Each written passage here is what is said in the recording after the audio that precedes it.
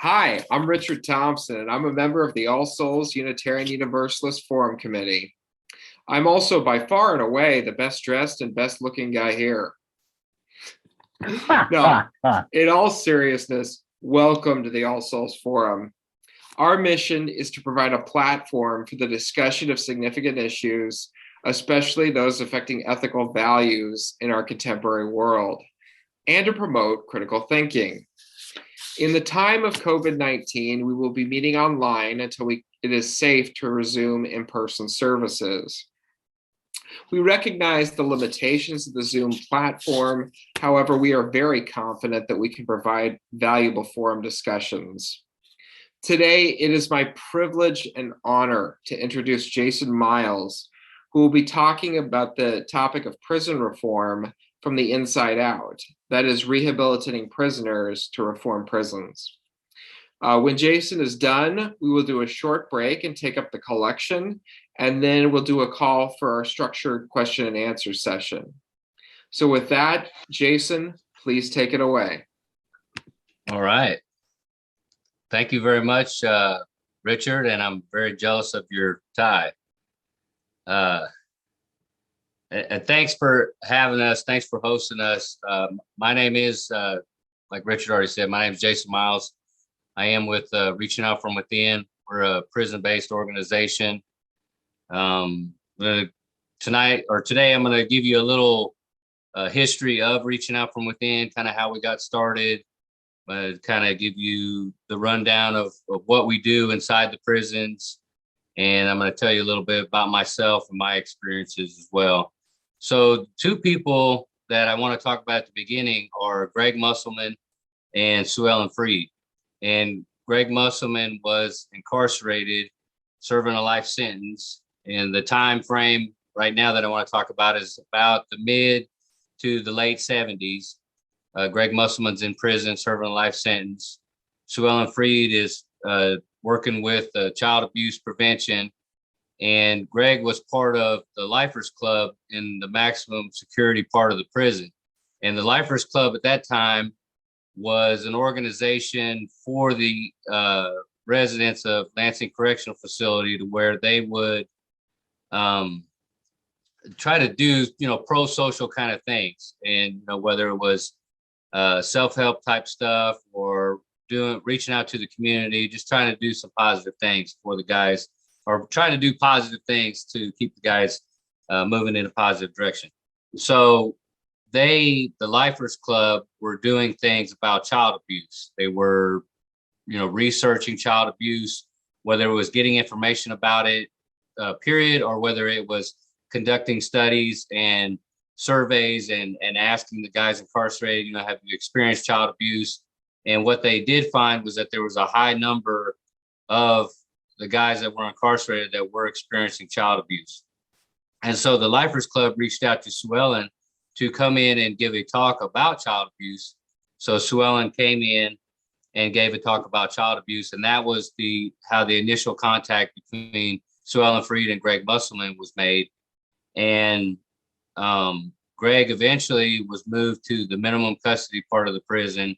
And he reached out to Sue Ellen and asked her for some direction. Said, I think the actual quote was, "We have some warm bodies up here that are in need of some direction."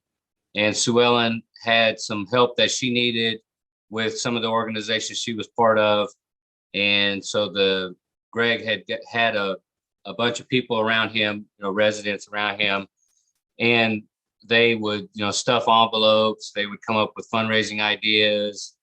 And they also were a judge of a contest that was 10 ways to reduce interpersonal violence.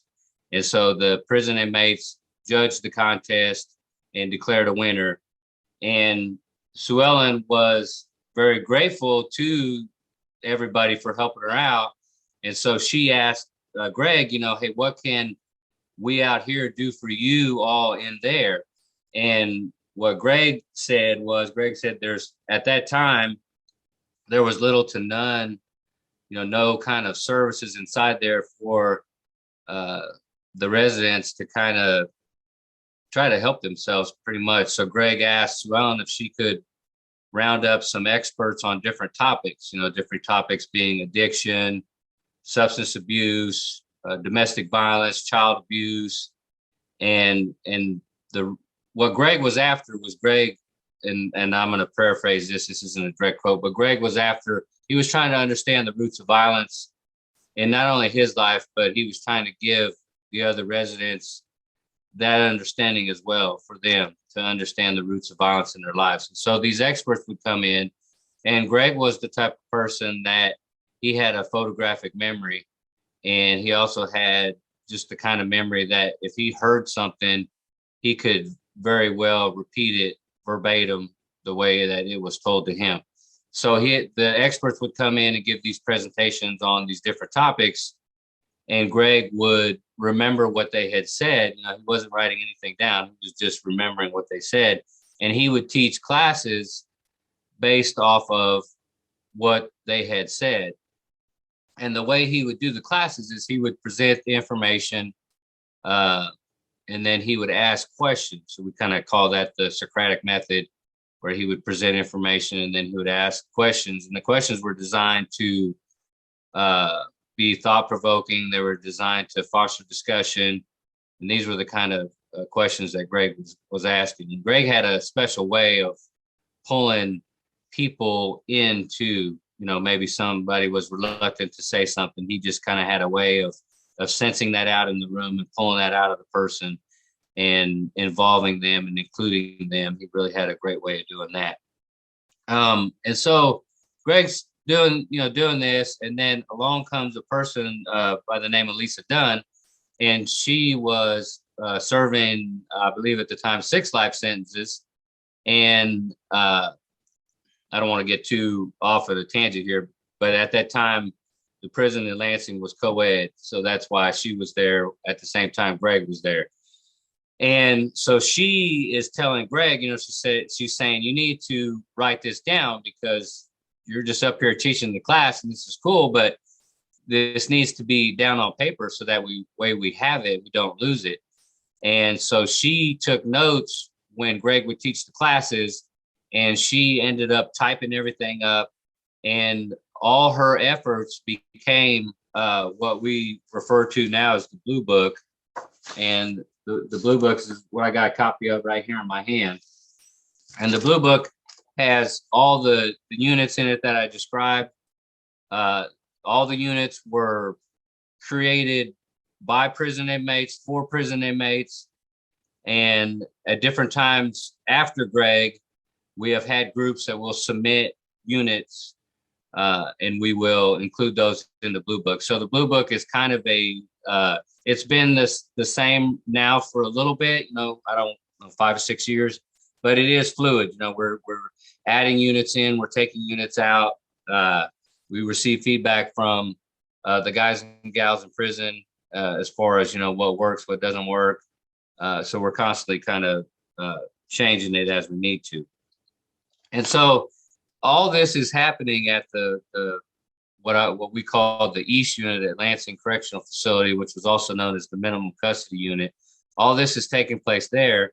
And what happened over the years, so we were officially, let me back up just a second. We were officially founded in 1982. So 1982 is the official year that they came together and said, this is our group, this is what we're about, this is what we're doing. That was 1982. And since 1982, I think it was about 1988, 89 when we officially got the Blue Book in order to where it was printed off. And so then, somewhere from when we were started in 82 to 89, a little bit after, guys would get transferred to different facilities in Kansas, different prison facilities in Kansas. So I think off the top of my head, Kansas has about 8 prisons. So guys would get transferred to different prisons, and they would have their Blue Book with them. They would go to the warden and they would say, hey, this group really changed my life. I really would like to get this group started here in this prison. Are you okay with this? And of course, they were never denied. They were allowed to start the group there in a different prison. So that's how we were able to get into all the prisons in Kansas. And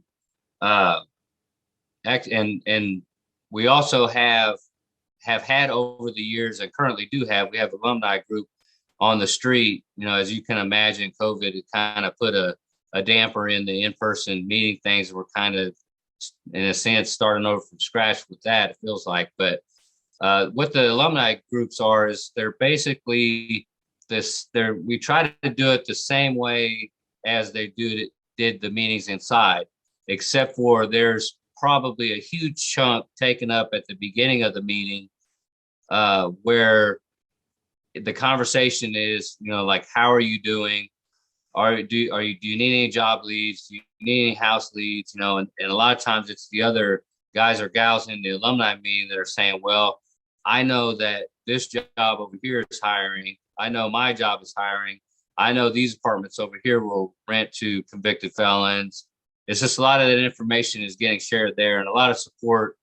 There might be somebody that's struggling with X, Y, and Z, and they bring it up and they get some support there, because there's not anybody that's going to bring up a problem or an issue that hasn't already been, there's somebody there that has already went through that issue. So they're really able to help out with that. And a lot of times, these guys are running into guys that they've known on the inside, the guys and the gals, they're running into people they knew on the inside. And so that really makes a difference in trying to help out. So we also were fortunate to, we have groups in North Carolina. So Sue Ellen was at a conference, a corrections conference, and was connected with some people who were very interested in reaching out from within started in North Carolina. And we were fortunate enough to get that started. We've been out there for a number of years now, and it's going really well. We initially kind of were going strong, and then, as you can imagine, it's kind of a broken record, but COVID hit and kind of just put a damper on a lot of the things we were trying to do out there. Fortunately, COVID is not over with yet, but it has died down some to where things are slowly getting back to where we want them to. So that's kind of my history, if you will, of reaching out from within. And what I like to do now is like to give you kind of a little snapshot of what goes on for the guys and the gals, like how the groups are kind of run.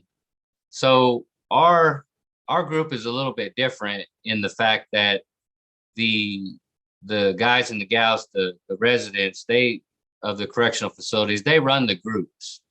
But we come in as volunteers, and we're just kind of witnessing. We contribute and provide our outside world experience, but we're really just kind of there to just be a support and let them know that somebody is concerned with them changing, somebody does care. The groups are run by them. They have a chairman, co-chair, secretary, treasurer, librarian, and the co-chairman or the chairman will usually pick somebody to facilitate the meetings.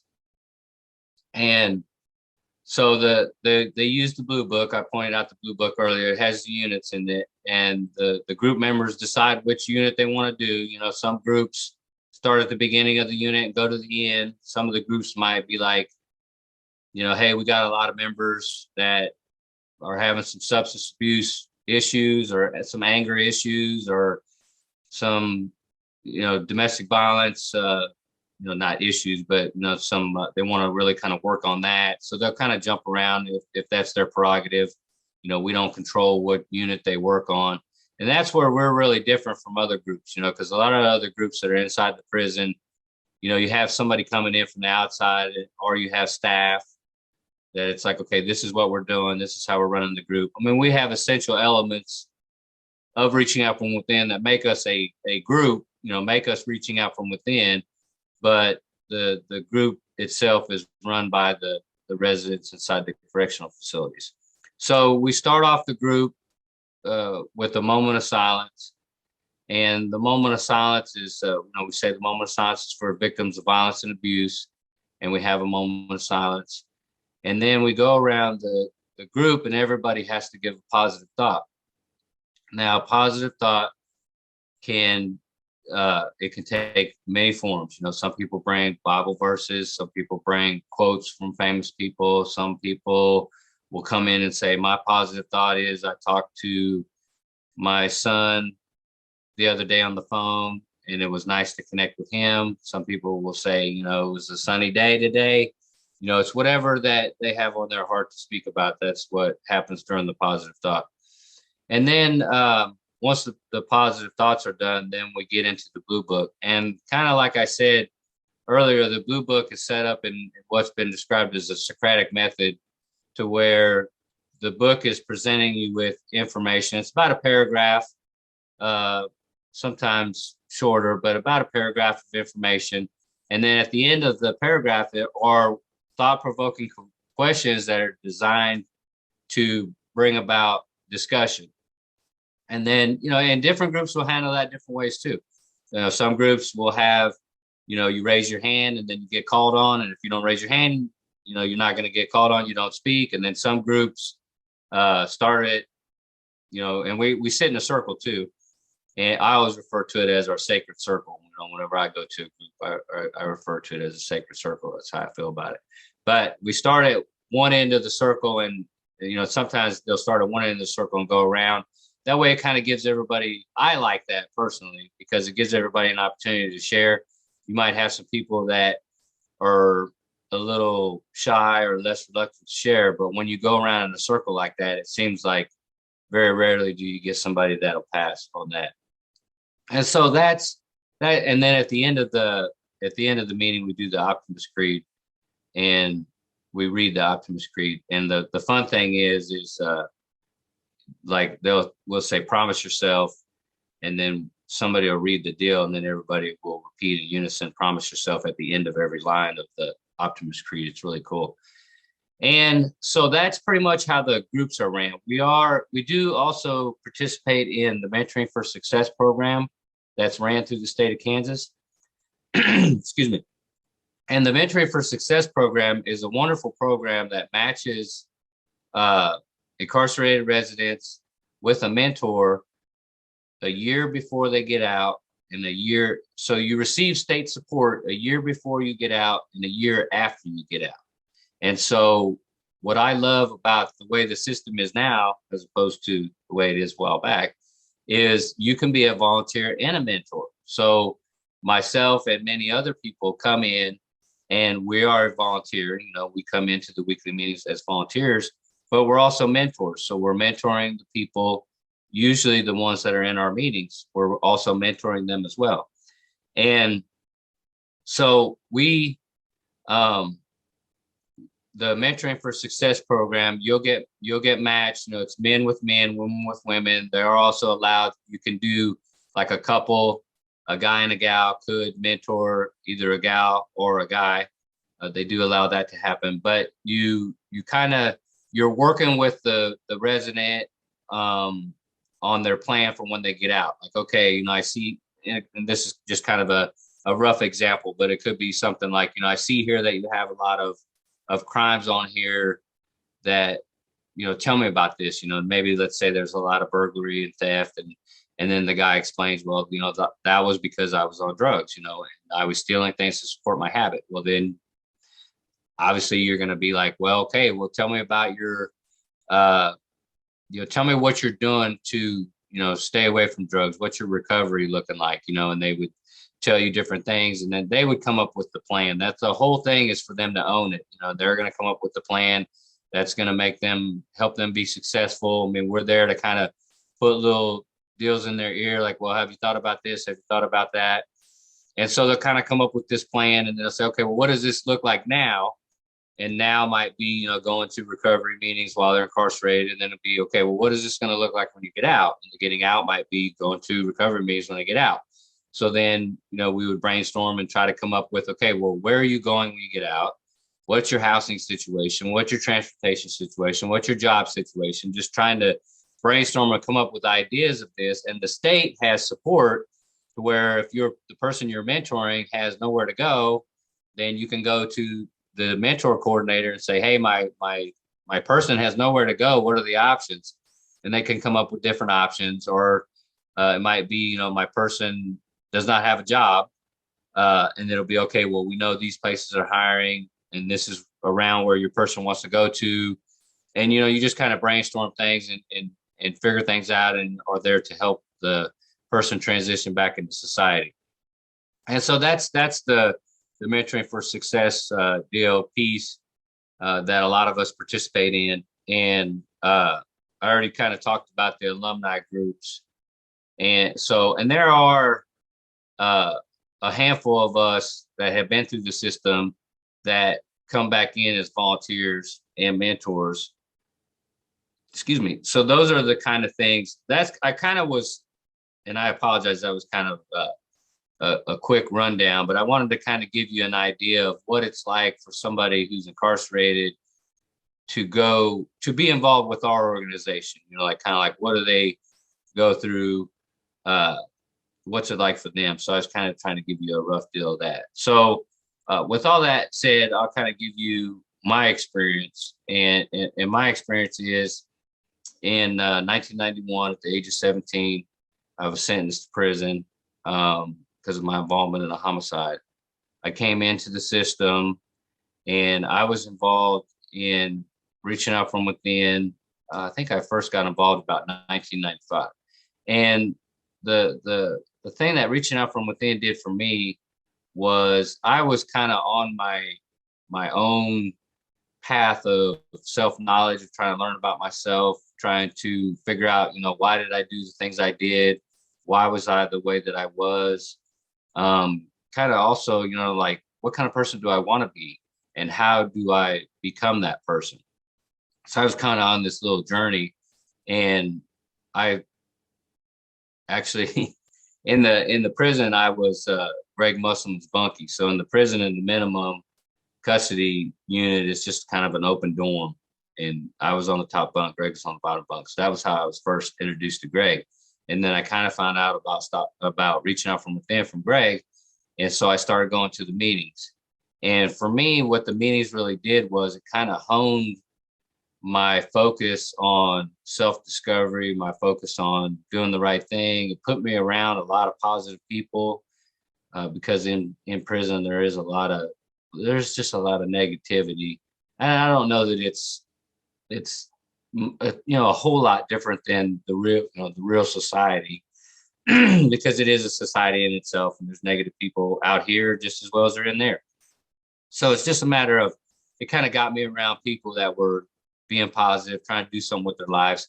They were on the same path that I was on, self-discovery, trying to do the right thing, trying to be new and different people. And it also connected me with the volunteers that were coming in for reaching out from within. And it let me know, the volunteers let me know that somebody cared about me being a different person. Like, it was almost like somebody was rooting for me. And when I got out, we had the alumni group was going, I had gotten out. And so the support and everything that I had while I was incarcerated, once I got out, I still had that. I had the guys that had been in that were out here now. I had them that I could call, had them that I could hang out with. I wouldn't have to worry about, hanging out with them, and then all of a sudden they're doing something illegal or negative. It's going to get me in trouble. I mean, we were just a collective of guys and gals who were kind of looking out for each other, and the volunteers helped with that too. So, and I guess want to put a quick little deal out there, kind of like, what do we need? What does reaching out from within need? Reaching out from within, we definitely need funds and volunteers. And the best way to get a hold of us is off our website. If you go to rofw.org, and there should be a button in there, contact us button, and then you can contact us. Right now, because of, I guess I should kind of give you a COVID update. A lot of the groups, not all of them, across the state of Kansas and North Carolina, a lot of them are meeting again, not all of them, because of COVID, but some of them have some restrictions on them, like you have to wear a mask, which isn't really that big of a deal, but some of them they'll only let so many of us in at a time, that kind of thing. So, but we are in need of volunteers. and we're getting ready to do. Oh, I'm sorry, I forgot to talk about the gift boxes and the recognition banquets. So let me talk about those real quick. So every year we do gift boxes, and we have a recognition banquet, and these are done around the holiday season, around Christmas time.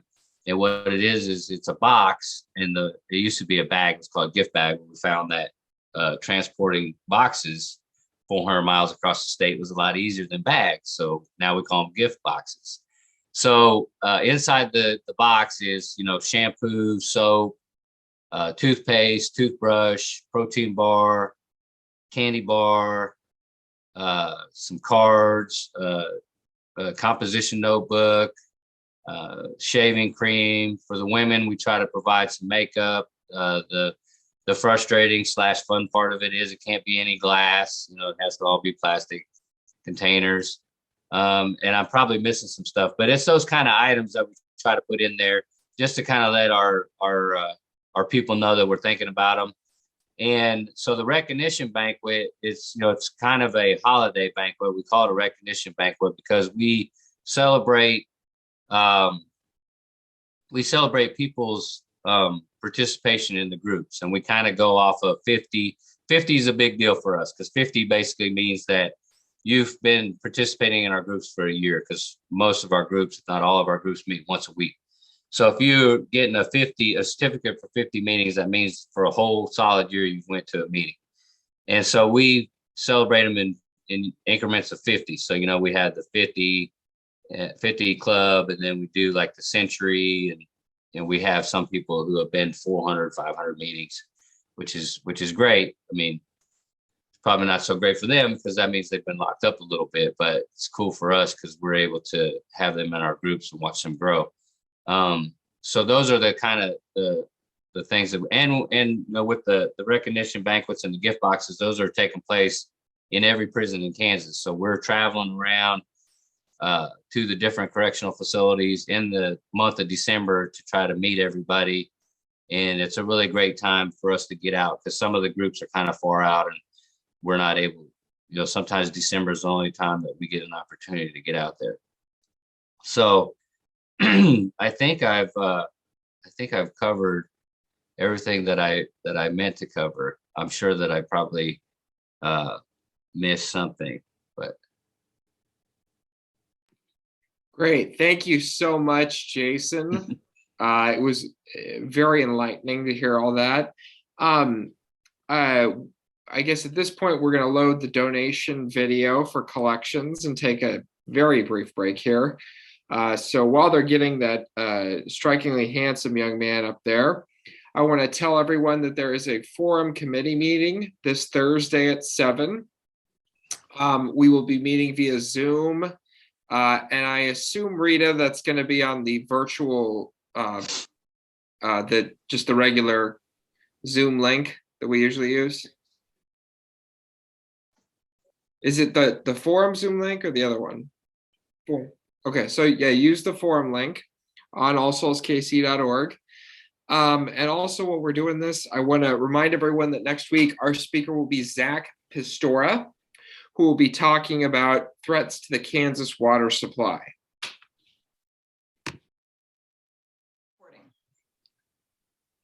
All right, thanks for attending today.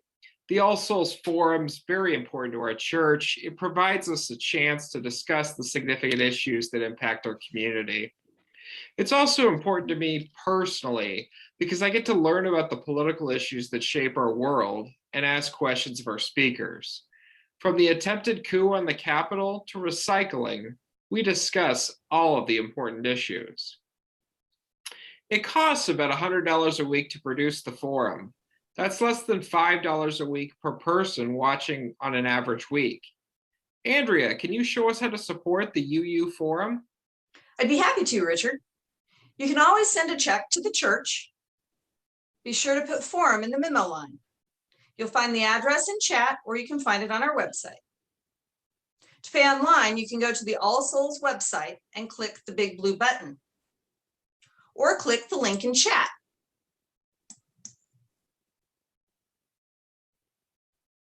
When you get to the giving page, enter the amount that you would like to give. On the next line, be sure to pick Give to Forum so that the money comes to support the forum.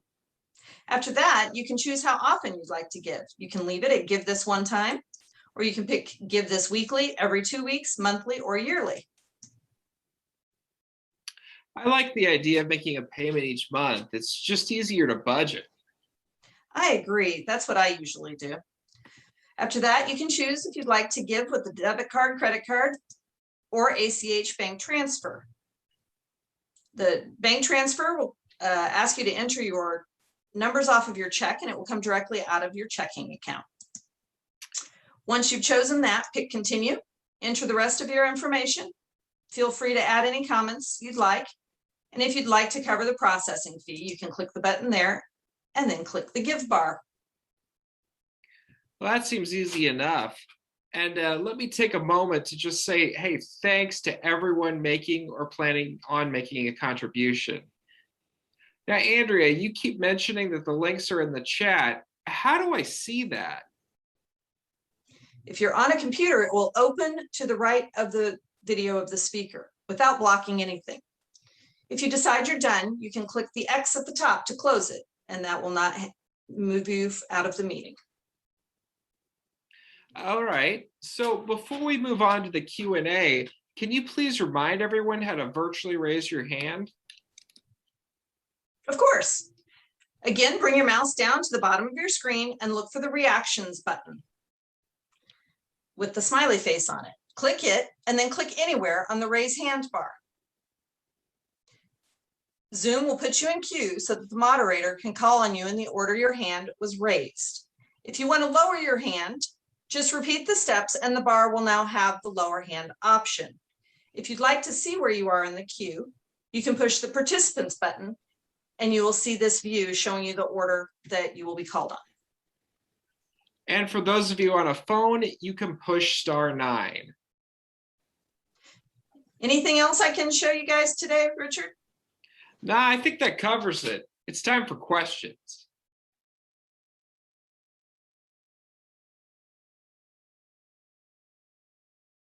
All right, so I did see Carol Hunt dropped a question in the chat. She wants to know how racially diverse our groups are. Oh, oh, that's a great question. So I think most of, and this is kind of the problem of having groups all across the state and us kind of being over here. So most of my experience through the years has been when I visit different groups that it's very racially diverse, that they're, it's almost half, it's almost kind of half and half. I guess that's the best way I could describe it. There's a good mix of not only just race, but a mix of religions too, people of a lot of different backgrounds. There's a saying that I like to use that says we are people that would not normally mix. And that's kind of a statement that I love because it brings, we have different people with different backgrounds, you know, different childhoods, different experiences, and they all come together and we're kind of learning from one another. And it kind of makes for a really great group, you know. And then when you have, you know, you have people with different races, different religions, they're all kind of coming together because I guess I kind of really didn't say that. We're a secular organization, which kind of sets us apart because most of a good chunk of the groups that are inside the prisons are religious. And so we're not, though. We accept anybody, regardless of your religion, what your religion is, or you have no religion. We accept everybody. And so we do have a really great mix. I'm really proud of the mix that we have in our groups. I'm going to ask the next question. Can you please talk a little bit about the symposium we're planning in March? Sure. So the symposium is a collection. It's kind of a collection of ideas where we're trying to bring different people together all across the country that have ideas on reducing mass incarceration, kind of what they're doing that's working as far as being able to have programming that keeps people out of prison. So that's, just kind of new thinking, new programs, new ways of doing things. We're really trying to, I think in a way, we're really trying to not only promote that, but encourage that and reward that by showcasing it at our symposium. So we're having a bunch of different topics of whether it's housing or what's going on inside the prisons, what's going on outside the prisons. We're just trying to bring, elected officials, volunteers, just everybody together. Thank you for that. I'd like to add real quick that in the coming months, people will be able to buy tickets to that forum. And right now we're planning it as an in-person event in Overland Park. I would also like to add that Jason made a comment about the annual banquet. At some point, we will be looking for volunteers to put together those gift boxes, most likely. And we will most likely also be looking for donations. However, that's not something we need yet. But eventually, if any of you are interested, you can contact me. Joe, you're up.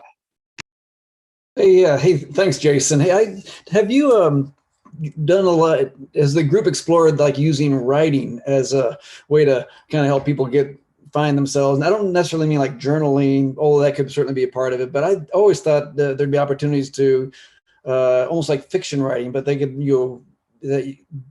finding ways to express and finding the writer inside people. If you thought that might be helpful, that's something that you've explored. Actually, you saying that just reminds me of the fact that I didn't talk about the newsletter. And so we have a newsletter that we put out, and the newsletter every quarter we come out with a newsletter. And so every group puts in submissions, and it can be, I've seen all kinds of submissions. We have ones that are just really formal where they're saying, hey, it's almost like a journal, like, on this date we did this, on this date we did that. Some of them are where somebody's expressing how reaching up from within has helped them change. Some of them are where they talk about a lesson that they've learned. We've had stuff on there. Somebody submitted stuff about epigenetics, which was the first time that I had ever even heard that concept, but it came from somebody who was incarcerated educating me about new scientific methods of genetics. So, it's just, it runs the gambit all across the deal for that. So probably, Joe, probably to answer your question, probably not. It goes on, but it's probably not in the way that you would think. But I feel like we could definitely do a better job through the newsletter of trying to express it in the way that you did express it. I appreciate the way that you expressed it. I'd also like to add that if you want to subscribe to that newsletter, Jason and I are sort of tag teaming that. If you want to subscribe to it, you can go to our website, and there's a place where you can put your name and email in. Carol, you're up. So I think we're really lucky we have this organization in Kansas. You have 2 states that have it, right? But I wonder, is it a 501c3? So donations can be included against tax? They are? Okay, great. Okay. Well, I look forward to hearing some more as we go along. So thanks a lot. Thank you. Craig Bolland. Yeah, thank you. I'm real impressed with what your group is doing and what you personally have done. But I'm sitting here thinking what it would be like to be incarcerated for a long period of time, 20 years, 30 years. And we have the example in the news lately about that individual who's the local prosecutor thinks that he's innocent, and there's a big dispute over that. But he'd been in for 40 years. And I'm wondering, how does the average person hold together? How do they maintain hope over those long periods of time? Well, That's a good that's a good question. So myself, I was only incarcerated for 6 years, but I know I feel like we help, like reaching out from within does help. We're coming in there, we're having these groups, we're giving these guys something that's, you know, the good term to use is pro-social. So we're giving the guys a pro-social activity to participate in. And it's also, you know, they're in the group with other people who kind of, you know, they move on and get out, but maybe they still stay in touch with the guys that are still locked up. So I like to think that we do bring some kind of hope in there, even though, you know, as small as it may be, or as, you know, as limited as it may be, I like to think that we do bring some kind of hope in there.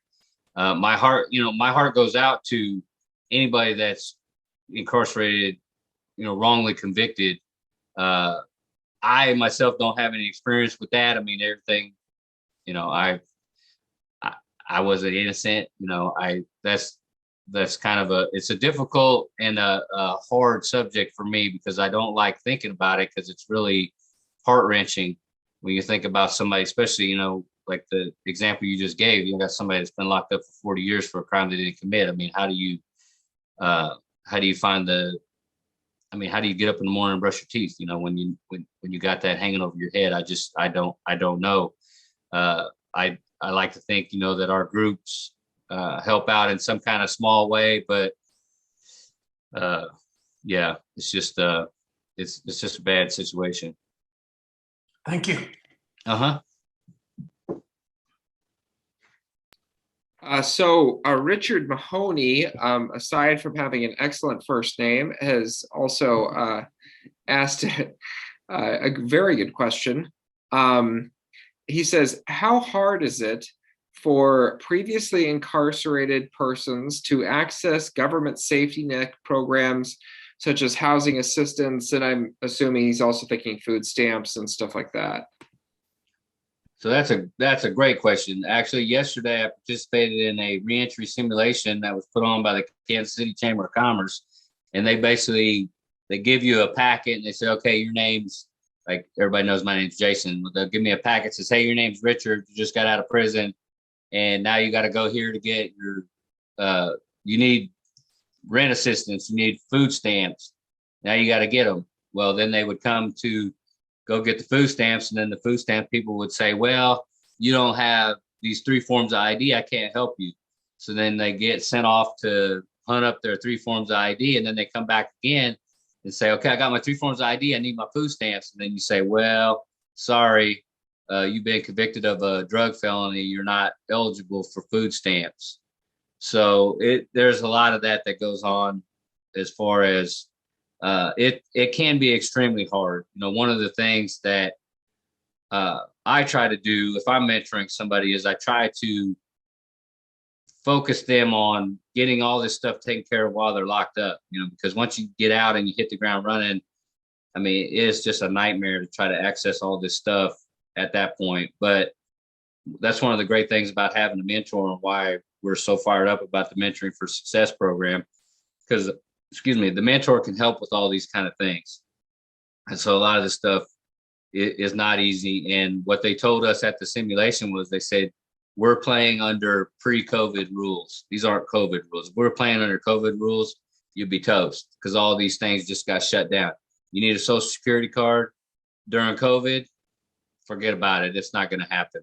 Maybe in a couple months you can get one. But it's like you got to have the social security card now to be able to access food stamps, you know? So it's just that's a great question, Richard. And unfortunately, you know, the answer, it's not an easy answer. The answer is that it's extremely hard to impossible for the guys and gals coming out sometimes to access some of these services. That's why I think, you know, number one, what we're doing in the groups is very important, but also what we're doing inside the groups with the mentoring is even more important because we're able to advocate for the guys and gals and help them out and get them positioned for success when they come out and make sure they don't go back in. Because, you know, you look at how much dollars it takes to incarcerate somebody, And it's like, okay, well, we want to give the person a little bit of assistance, maybe, I don't know, $5,000, $10,000 worth of assistance, and you're saving having to pay $35,000 to incarcerate them. So to me, it's like a no-brainer, but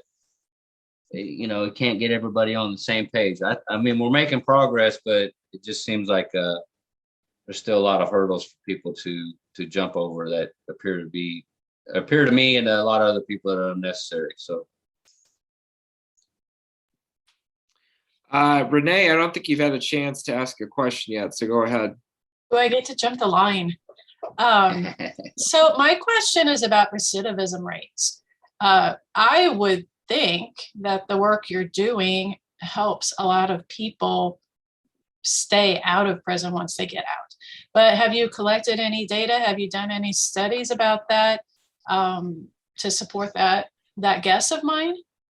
Yeah, we have. And actually, I'm loving these questions. You guys are great because all these questions are bringing up the things that I'm like, oh man, that's one of the things I should have brought up.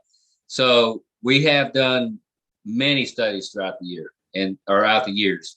And so the study that the one that we like to talk about the most is the one that shows the study where we had the guys the longest, because obviously, it's makes sense, the longer somebody's involved with our programs, the more successful they're going to be when they get out. So we found that we've had an 8% recidivism rate when we've looked at the individuals that were in our groups for a longer period of time. And we're pretty proud of that. And I just have to sit here and say, I'm one of probably at least 1,000, if not thousands, who have come through reaching out from within, are out and doing great. And that's the thing, you're hearing from me today, because for whatever reason, I've stayed in reaching out from within's face, but there's, almost 1,000, if not more, guys and gals that have went out and, maybe they went a little further away from Kansas City. So that's why we don't necessarily hear from them, but they're out there and they're doing great things. They're successful. They're off parole. They're, being leaders in their communities. They're doing all these great things. It's just, we don't necessarily hear from them, but they're out there and they're doing great things, and they're not coming back to prison. They're not committing new crimes. So these are great things. And those are our success stories. We love those. We love those. Thank you. Zach, I'm going to give you a shot. Hi, Zach. Hey, Jason. Yeah, it's good to hear about reaching out from within. I did 6 years in Lansing. I was part of reaching out from within. It helped me to be a better person. And I've been out. I got released since 2016, and I've been out since then. I give credit to reaching out from within, because today I'm a productive citizen. I have a job. I'm a assistant GM at a hotel. I'm real active in a recovery program.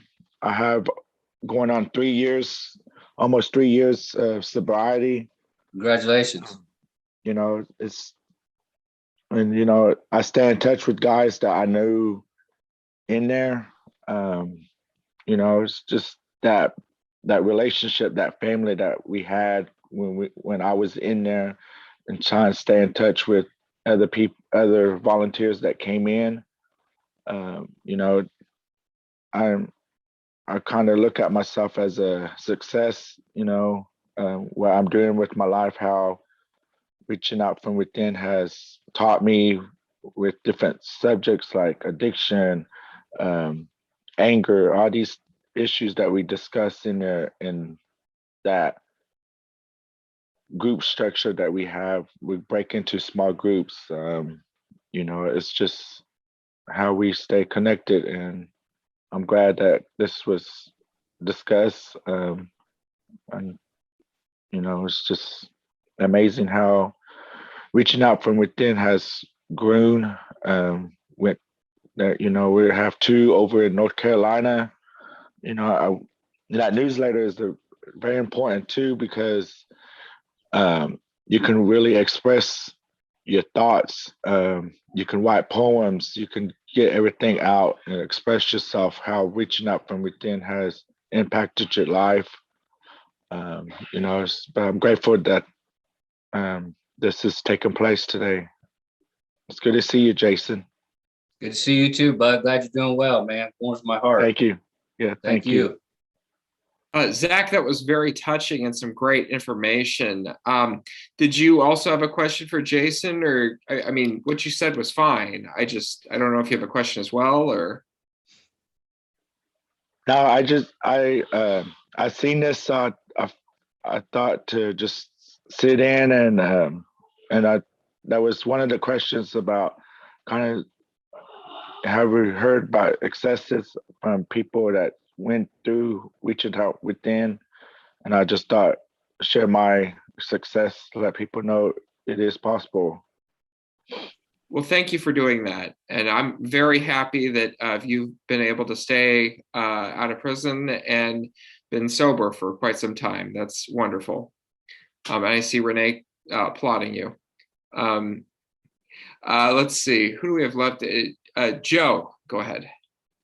Hey, Jason, if I could, if you'd be willing to talk a little bit more about your personal situation when you were in prison, because I know it sounds like you were trying to anchor yourself to something positive. But I'm wondering, like, how perilous was it or not for you? I mean, possibly going this way or going that way. And I'm just wondering how that informs, like, when you're trying to get your group attached to people who maybe need help but don't want it. Like, what was the turning point for you? And yeah. Well, yeah, that's a good question. You guys got good, deep questions. I like this.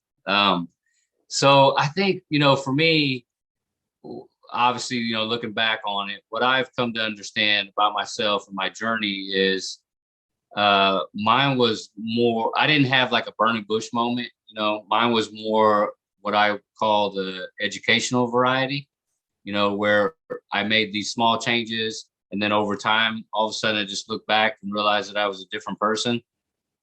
And I think,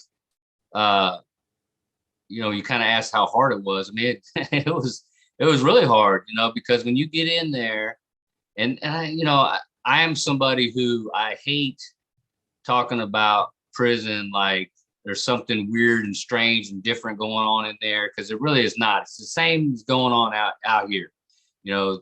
Those people are people like we're people.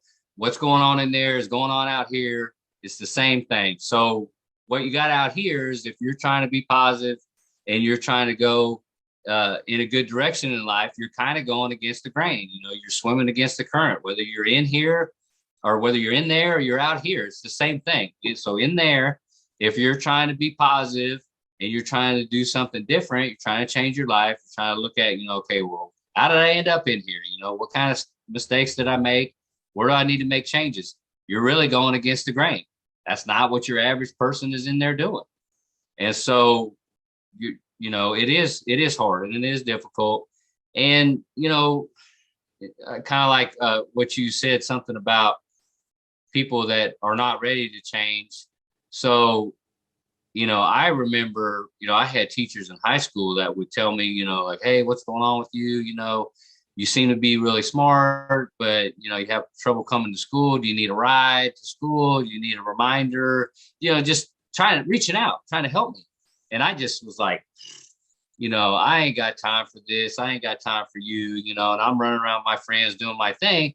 But looking back on it years later, it's like, oh my God, this is somebody that, had I chosen to reach out to that person for help, I would have probably gotten some help, but I just wasn't trying to hear it. And so what I've come to understand lately is everybody has a jigsaw puzzle that they're trying to put together. And I can be fortunate enough that I can give you maybe a piece of your jigsaw puzzle. And then hopefully you're putting your jigsaw puzzle together. And you know how jigsaw puzzles are. You get the box and you see the flowing streams and the mountains and the little cabin. You're like, oh, that's cool. And you start putting it together, and you go with the border first. You start putting it together and you're like, this doesn't look nothing like the box. And then eventually when you put enough of them together, you're like, wow, I can start seeing the sky, or, hey, I can start seeing the mountain. I can start seeing, oh, there's the cabin, and eventually you get enough of this thing together to where you start seeing your vision, which is the box. And so what I like to think of, what I'm doing, what Reaching Out From Within is doing, with everybody, with what everybody that's involved in Reaching Out From Within is doing, hopefully, is we're providing people with pieces of this puzzle, and we're laying it out there. And the hope is that they're grabbing it and they're putting their puzzle together. And then at some point they're like, this is new and different for me, but oh my gosh, I can see this puzzle of what I'm trying to do here. And then, and you know how it goes too when you're doing a jigsaw puzzle. All of a sudden you start seeing things, it starts getting easier, and you're like, oh my gosh, I'm putting all this together. And all of a sudden, boom, you got your picture. And so that's how I've started to look at things, like, because, you can't make anybody change. You can't make anybody want to change. I mean, you can provide the resources and the hope and the desire. You can provide all these things, but ultimately the individual has to do the work. And that sometimes can be the frustrating part, but it kind of depends on, for me anyway, what is my reasonings for doing what I do? Number one, I do what I do to show my gratitude to God for the new life that I've been given. That's the number one reason why I do anything that I do. Number two, I do what I do to make sure that I don't go back to places like that. And so number three, I do what I do that it might help somebody out.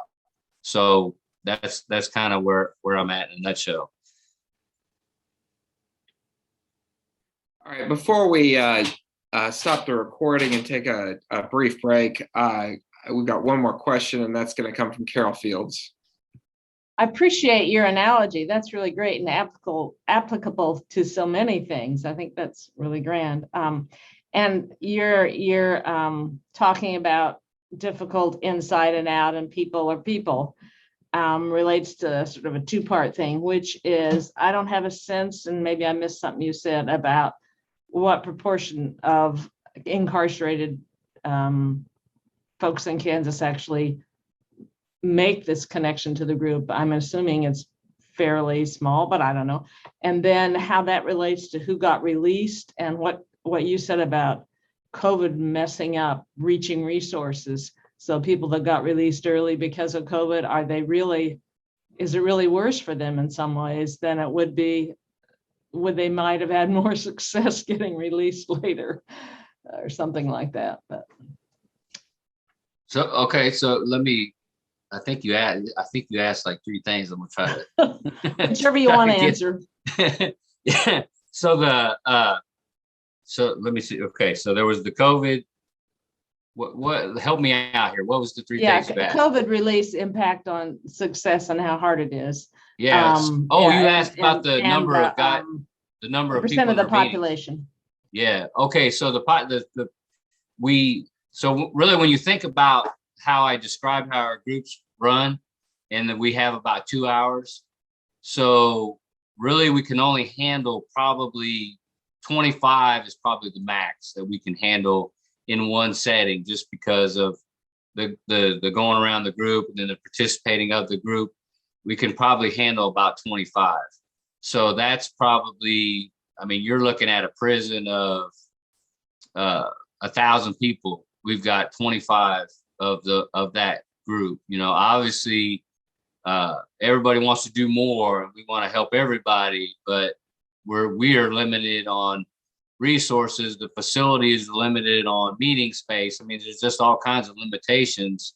So we've kind of found that the best is probably about 25. So, we do on average about 400 gift boxes a year. So you figure it's about 400 across the state of Kansas of who we have participating in our groups. And the deal with the COVID is, when it comes time for them to be released, they don't really have a lot of choice. The prison system doesn't have a lot of choice on when they release them, because it's a law, it's by law. You can't hold a guy or a gal longer than what they're sentenced to. So even if they don't operate on Saturdays and Sundays as far as letting people out. So if your out date is on a Saturday or Sunday, you get out that Friday. I mean, that's how strict the law is. So, yeah. And honestly, you know, and then this is kind of a lot of things kind of get blamed on COVID. You know, like, oh, well, we're not doing that because COVID. And I think reentry is just a difficult thing. Period. You know, it's just difficult. Period. Let alone you put COVID on top of that, then it's kind of doubly difficult. So it's not like, you know, pre-COVID reentry was great. I mean, there's a lot of issues there. Period. Just let alone you throw COVID on top of that, it's still difficult. So. Thank you. So at this point, we are going to stop the recording and take a bio break. That's what we usually do. And also, I really have to go to the bathroom. Then we'll move into about a 15-minute unstructured question and answer session where you can make brief statements and, you know, do follow-ups and all that stuff. I want to remind everyone that next week we are going to be hearing from Zach Pastora, who is with the Sierra Club, and he's going to be talking about the topic of depleted water supply in Kansas and other threats to that. Please join via the same link before 10 a.m.